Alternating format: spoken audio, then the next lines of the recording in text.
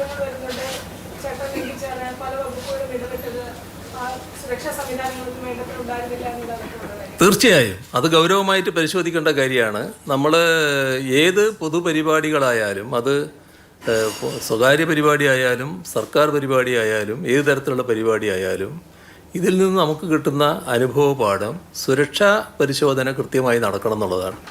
ഇപ്പം നമുക്കെല്ലാം അറിയാം അത് നടത്താറില്ല എന്നുള്ളത്. സ്വകാര്യ പരിപാടികളിൽ മറ്റ് സുരക്ഷാ കാര്യങ്ങൾ അങ്ങനെ പരിശോധിക്കാൻ പോകാറില്ല.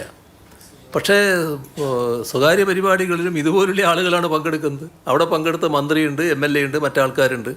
അങ്ങനെയുള്ള ആളുകളൊക്കെ പങ്കെടുക്കുമ്പോൾ അതിനാവശ്യമായ കരുതൽ അവിടെ ഉണ്ടാകേണ്ടതായിട്ടുണ്ട്. അത് നിർബന്ധമായും ഉണ്ടാകണമെന്ന് തന്നെയാണ് സർക്കാർ നടപടികൾ സ്വീകരിക്കുന്നത്. വന്ന വീഴ്ചകൾക്കെതിരെ കർക്കശമായ നടപടി സ്വീകരിച്ചു പോകും. തുറന്ന് ഏതെല്ലാം തരത്തിലുള്ള സുരക്ഷാ ക്രമീകരണങ്ങൾ ഏർപ്പെടുത്തണമെന്നത് സംബന്ധിച്ച് വിശദമായൊരു മാർഗ്ഗരേഖ തന്നെ പുറപ്പെടുവിക്കുകയും ചെയ്യും. ബാക്കിയെല്ലാം പിന്നെയാകാം.